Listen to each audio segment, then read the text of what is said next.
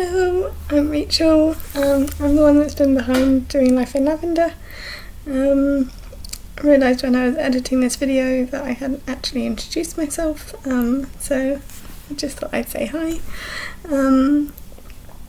This is a video that me and my fiance made about epilepsy and relationships and what it's been like from his side of things, being in a relationship with someone with epilepsy.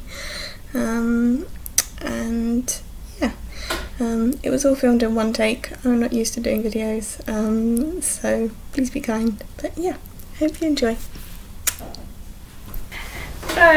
So I thought it'd be fun, instead of just giving you a bit of an essay that I'm rambling on at you, that instead you could meet Michael. Hello. So this is Michael, he's my fiance, but I'll leave the rest of the wonder of Michael, he can tell you about that. So I thought today we could do another topical ramble, but just in video form. So we're going to be talking about relationships and epilepsy and how my epilepsy has impacted our relationship and all of that fun stuff. Yeah. What's gone down in the last 3.5 years. Indeed. So I have some fun questions for Michael. Yeah. I'm bracing myself. You have been prepped. I have. You have been pre-warned. Let's not pretend that that's not happened. But who are you, Michael? Who am I? That is the question that I have written down. Yeah, that's so vague. I don't know what to say about myself. I'm 24. I like football. He's a West Ham supporter. I don't know what to say, guys. Yeah, I don't know whether I want that going out on the internet. I go to church regularly when we're not in lockdown.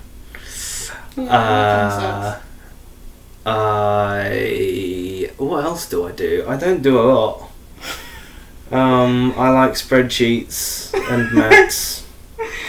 Spreadsheets and football. And Star Wars. I like Star Wars. Yeah. And nerdy t-shirts. Oh dear. Him and his nerdy t-shirts. Let's not even get into that can of worms. Yeah. So, as I've already said, you are my fiance. Yeah. We are engaged. We are.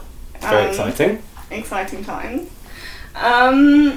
So we have been going out for how long now?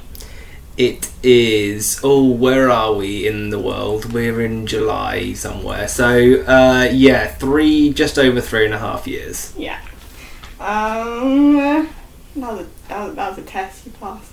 Good job. You did say 3.5 years earlier on, but You've given him the answers, I've seen him.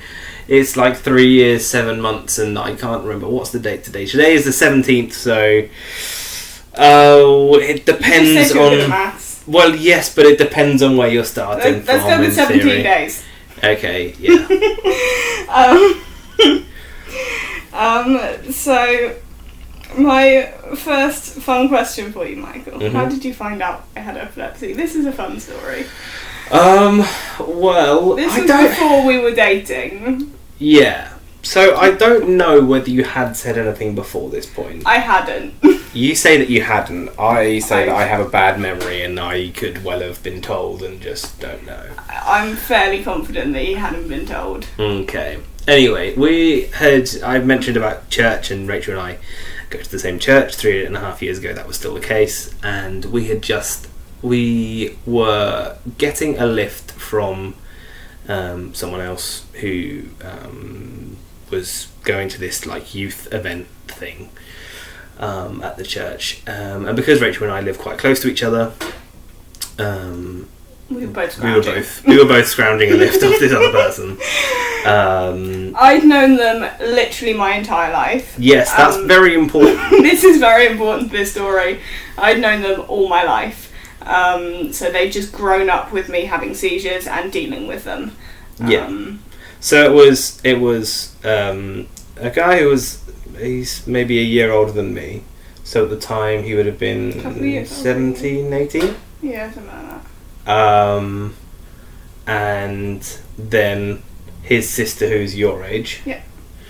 And they were both in the front, and me and Rachel were in the back.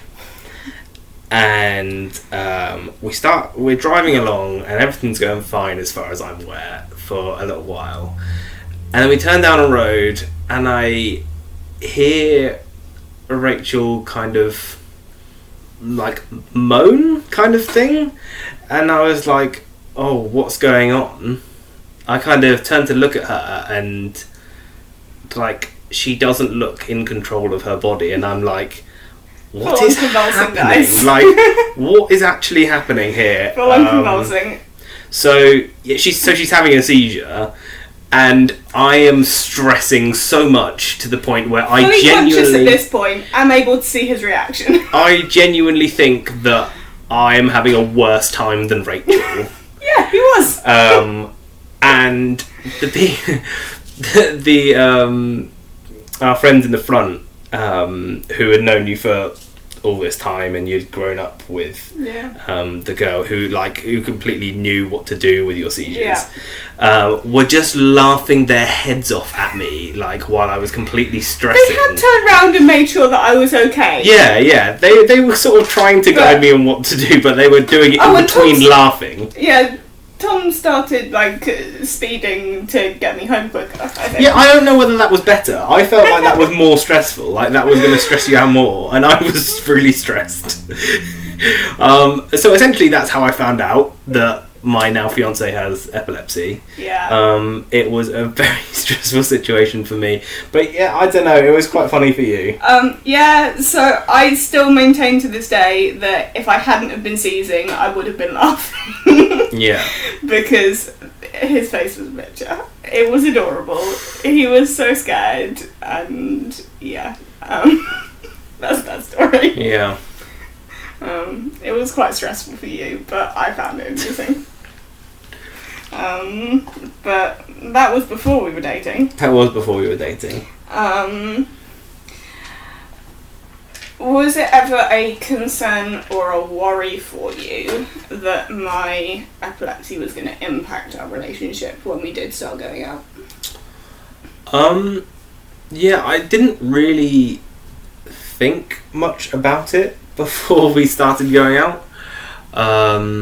I had gotten to know you significantly better since the incident in the car where, I've not been very good at helping you with your seizure. We got to know each other quite a bit better during that time. And it's not something that I particularly worried about. I guess I got to know it more as we started to go out. Yeah, definitely. Yeah. So I was quite kind of nervous and closed off almost. I didn't want to open up when we first started going out about my epilepsy. Mm. How was that for you? Was that difficult? Was there anything else that was really challenging? I think you generally are quite open to a point with your epilepsy, with lots of people, and so we'd gotten to know each other a bit, so I kind of was aware of some stuff that was going on with your epilepsy, but not. Yeah. I obviously didn't have I don't think I had a very good understanding of what that was like day to day. Certainly nowhere near to what I think I understand now, and I think that will continue to improve as time goes on. But sorry. The point was about was it difficult when you were closed off? I guess there was one time where it was particularly difficult, but generally not so much. So yeah, one time, I think it was the first time you'd had like a what you would call a generalised seizure. It wasn't actually technically generalised, guys. I suppose that's why I said what you would call a generalised seizure. As in, I mean, what you would call a generalised seizure rather than necessarily what one might call a generalised seizure. And you were finding it difficult to communicate with me because you couldn't use your hands much. You were quite shaky and that kind of thing, and it was difficult. And I was at home, you were here, and I asked if I could come round and help, or even if I could just see you. And initially, that you found that quite difficult because you didn't want me to see you in that state. And on one hand, I really understood because I wanted you to be comfortable, and sometimes these things are really difficult to get past. But on the other hand, I didn't want it to continue to be about didn't want it to continue to be a barrier. Yeah. I think you did let me. If it wasn't that day, I think the next time you then let me see you. Yeah. And I tried to just be as helpful as I could be, tried to listen to you, or I think your brother was around the next time that I saw you, so he was also able to help. I think it was later on that cluster. Yes, okay, so it might have been a few days after. I was cluster seizing. I might have mentioned this before on the blog. I don't think I have. Maybe once. At that point I was cluster seizing, so I would have sort of 24 to 48 hours where I would just be seizing repeatedly. And I'd maybe have a few hours break from a seizure, and then I'd go back in, and then a few hours of break, and then another seizure, and a few hours break, and another seizure. And that would carry on for sort of 24, 48 hours. And so I don't think I let you see me for like that first day, but I think that sounds about right. By the time that it was kind of like tailing off that second day, right. I let you come see me. Yeah. So then that was better. That really helped.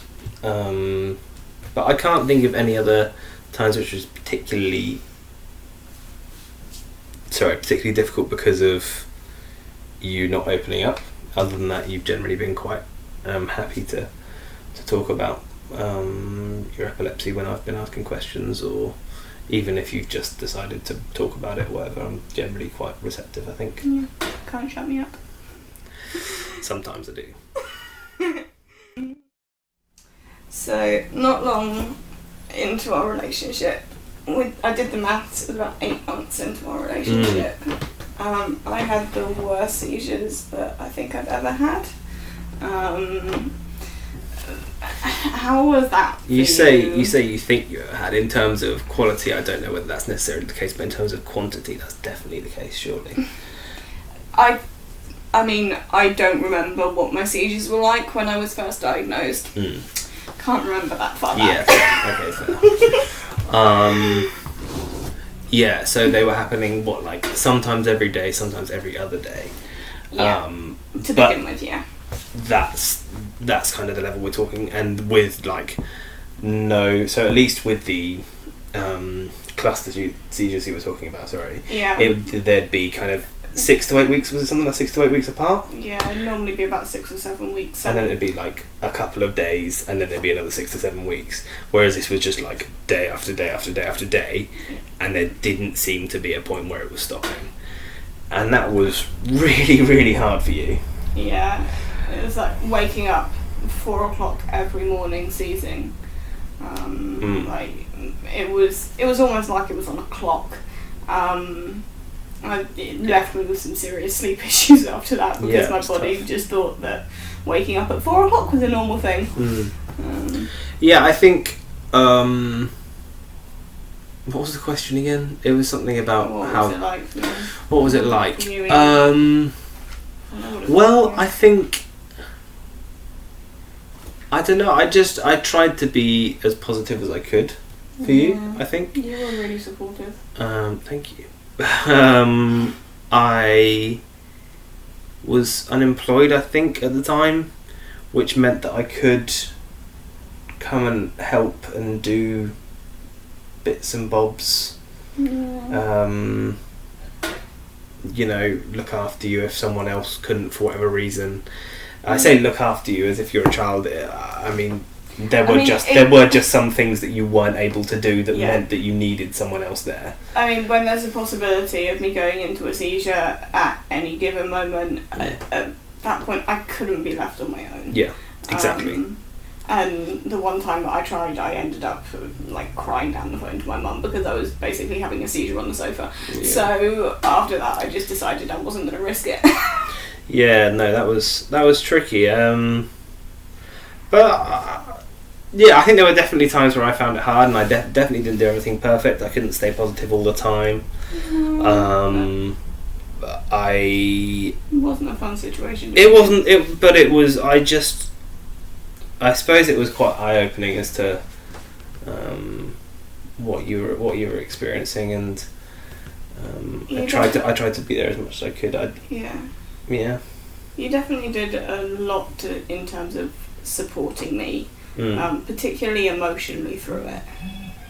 I was really struggling emotionally throughout that whole time, and you really helped me through all that. Mm.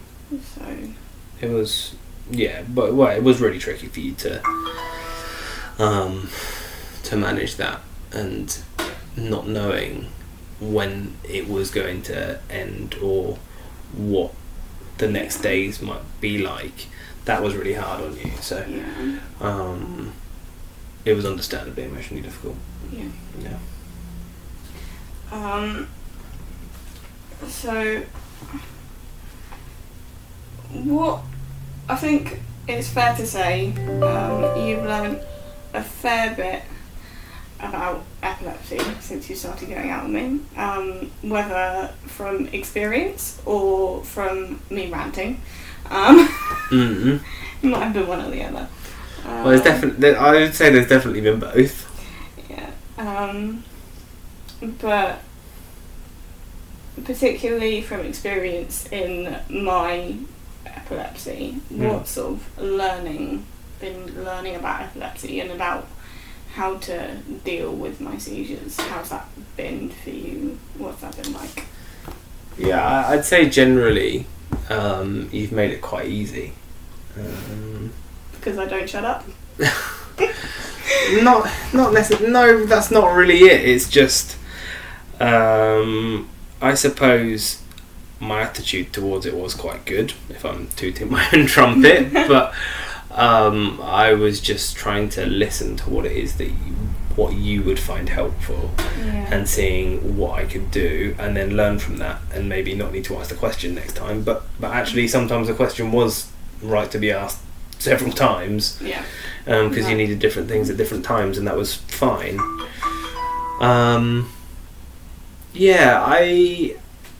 I just learned quite a lot through experience. You know, getting it wrong sometimes, and then asking you, even if it's not in the situation, because sometimes that was quite an emotionally difficult situation afterwards, and you know, even if it's a few days afterwards, could I have done something better there? Was what was happening, and what could I try and do better? And you were really good at that, actually. Thank you. Yeah, I think it was just I wanted to be as helpful as I possibly could. So, yeah.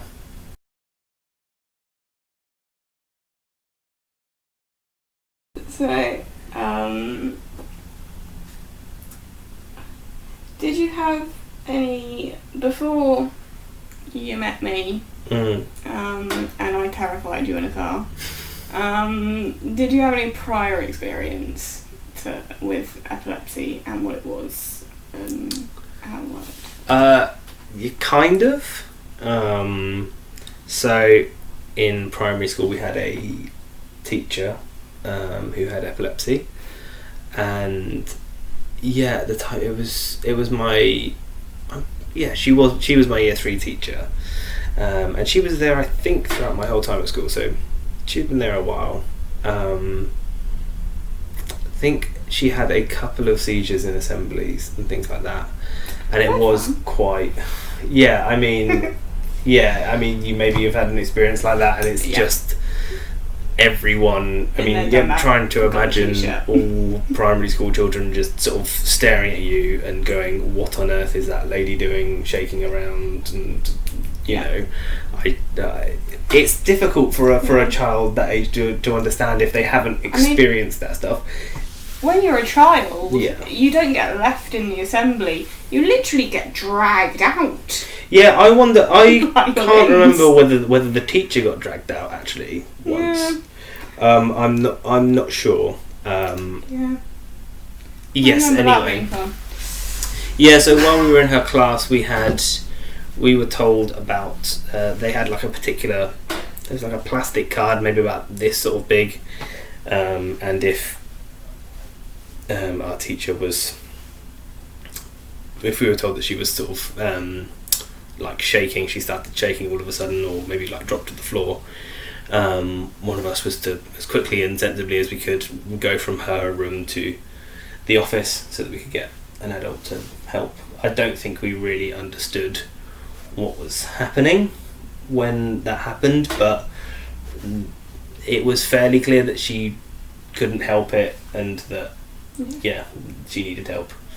I think later on in primary school we understood a bit more about what epilepsy was, and how it was affecting her anyway. Props to the school though for working out a system of sort of letting her teach and still like manage a class when there's still the potential for her to seize. Props to the school for working out a system that can work, and she's still able to do her job. I love that. Yeah, I think it's quite important. All for that. Yeah, of course. So, has your experience helping look after me and dealing with my epilepsy, has that changed your perceptions of epilepsy since when you were like little? Yeah, definitely. 7-year-old Michael. Yeah. I mean, just getting to know, just spending time with you as well, and even like you have sort of 3 main different types of seizure, would you say? Yeah. And even something like that was kind of new to me, because I thought you'd probably have one type of seizure or another, really, and things like that, and your leg twitches from time to time, and even just like getting used to that. Yeah, it can be weird. I tried not to like point it out too much and things like that. Now I'm definitely used to it. You just suddenly start jerking and then realise that, wait, that's not me that's jerking. Yeah. No, sorry. You've got a twitching person next to you. Yeah. So I definitely learned a lot, but like I say, it's through experience of just kind of spending time with you and seeing how your seizures have or are affecting, and I guess not just seizures as well, like it does impact more than that, like definitely. Yeah, you're talking about when we were first going out, you wouldn't have been able to do the job that you're able to do now. Yeah. And now, because of, you talked last time about medication and the way that's changed and been able to control some of your seizures more, you are able to do the job you're able to do now, which is really good, because you have wanted to be on that path for a long time. So even just the way that the condition can change over a period of time, like how it changes with you, with certain things. Yeah, I guess. I don't know what to say about that. You come to like my appointments and stuff, and Yeah, that's true. that kind of side of it as well. Yeah. So you're seeing kind of like the logic behind what the doctors are doing and all Yeah, that kind of trying to. I think the doctors you've had seem to have been quite good, and actually I've only seen one You've doctor only with met one you. of my consultants, He seems really good. He's always happy for me to be there. Yeah. In fact, generally there's like 10 of us in there. That's not quite true. There's generally sort of 3 or 4 of us. 4. Me, parent, Michael, consultant. Yeah.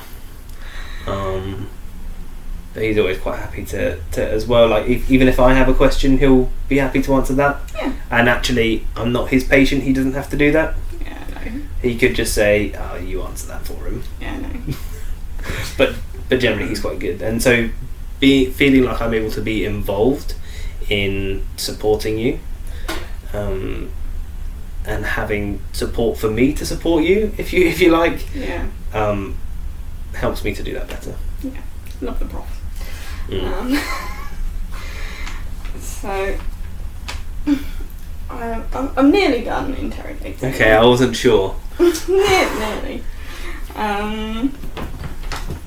So you pretty much already answered this. I think you can answer this in one word. Do you know more about epilepsy than you did at the beginning? Definitely, like so much more. Yeah, so at the beginning of our relationship, like I said, it was just that experience from primary school. But now, just so much more about epilepsy, and even from very early on, understanding that a very small percentage of people who have epilepsy are photosensitive and things like that. It's a little bit of a sore spot for me. Yeah, but yeah, there's lots of things I've learnt about it, and yeah, it's been good.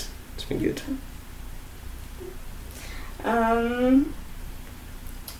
Last question, but possibly one of the most important questions. What has helped you the most and helped you cope with helping me with my epilepsy? Because it's not easy having to. Sometimes it's not easy. Sometimes it hasn't been. Yeah. At the moment, generally, actually, it's not too difficult. I'll be honest. But at times, there have been more difficult times than others, and I think that's fair. It's a breeze. For me, at the moment, it is. I know. Yes. So I think one thing is your family, especially. Well, I say especially your parents, but actually, Bruce is good. yeah, particularly Matthew as well has been helpful, and because I had a good friendship with him as well before we started going out, that's been quite helpful if I've needed to ask him questions that I haven't felt quite comfortable asking you, although now it's not a thing, but initially it might have been. Your parents were really good, are really good at helping support me, support you. They are always really happy to include me. We were talking about going to clinic appointments. They're always happy to give me a lift there, and there was a time where you had a stay in Oxford. Yeah, telemetry. Fun. It wasn't very good fun for you. And your mum was giving me lifts back and forth pretty much every day that week so that I could see you. I mean, I think she was coming for her as well. She was. No, she was. No, I understand that, but she was just really good at communicating with me, and I didn't necessarily have to organise things. She was just really great about that. And so that was just really helpful. It meant that I could support you in, and not have to think about so many other things. There weren't quite so much to take on. You could just come and distract me and play card games. Yeah, things like that. Yeah, it was simple. Distract me from the fact that I was experiencing something not quite so fun. Yeah, it wasn't very fun. Anyway, other things. You've been helpful, I suppose, and that sounds a bit crazy. But the fact that you have been open and willing to answer questions and things after I've maybe got things right or not got things right, and just kind of help me to try and help you. Yeah, I suppose that is in some way kind of selfish, because it is helping you to help me. But it's not selfish if I'm asking it as well. Like, you're not you don't. I can't remember the last time you said you need to do this. You might have encouraged me to do something, but you. No, but that's because I feel ridiculously guilty. Yeah, but you feel ridiculously too guilty about too many things. Anyway, that's another can of worms we're not getting into. It is. You could do a whole blog about feeling too guilty about various things, but anyway, that's not what this blog is. No. Yeah, you definitely helped me with that kind of thing. What else? There was another thing. I thought about this earlier, and there was something else that I said. Basically, my faith. Yeah, it's been really helpful, especially kind of to me and Rachel. It offers like genuine hope when times are really difficult. When times are really good as well. But you know, it's something to really just. We can really trust in God when things are hard, and you were talking about sort of 8 months in the most difficult seizures. That was probably the thing for me to go to when I felt it was right to say, you know, we believe that God works for our good. Yeah. So you and my family Christians as well, like you and my brothers particularly as well. My brother Matthew were really good at like pointing me back to my faith and being like, yes, this is horrible and you're an emotional wreck right now and you're not experiencing something very nice, but look at all these like people in the Bible who were like incredible, faithful, and they suffered horrible things, and look at what God did with their lives. And sort of pointing me back to the gospel and back to God's faithfulness and His providence and the knowledge that I could trust in Him. And that wasn't to belittle what you were going through. No, it wasn't to try and even like make light of it. It was. I mean, I may have screamed that it wasn't Matthew at one point, but I knew that. I knew that deep down. Yeah, we were trying to just encourage and say this is what we believe in. Here's something to hold on to. Okay. And that was massively helpful to me when I was finding it really, really hard.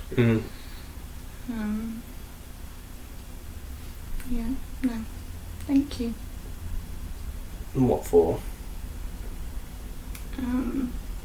For everything that you did for me during that time, but everything that you do for me all the other times as well. Thank you very much. You do a lot for me too. Yeah, but you learn all about epilepsy and you listen to my rambles and you look after me when I need it as well. That's okay. Thank you. And thank you for agreeing to do this. Oh, that's alright. That's what I was kind of clearing up. Were you saying thank you for that, or were you saying thank you for doing the interview? I wasn't sure. Yeah, you're welcome. And you're welcome, person listening to this right now. Maybe it's me. You planning on going back and watching this? I might do. But I don't like looking at myself on camera. There you go. Okay. Yeah. We'll see.